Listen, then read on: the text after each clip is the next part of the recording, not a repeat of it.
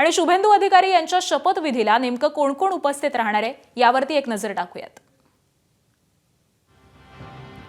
तर पंतप्रधान नरेंद्र मोदी, त्याचबरोबर केंद्रीय गृहमंत्री अमित शहा, केंद्रीय आरोग्य मंत्री जे.पी. नड्डा हे आजच्या शपथविधी सोहळ्याला उपस्थित असतील। त्याचबरोबर भाजपचे अध्यक्ष नितीन नवीन, उत्तर प्रदेश मुख्यमंत्री योगी आदित्यनाथ, उत्तर प्रदेशचे उपमुख्यमंत्री केशव प्रसाद मौर्य,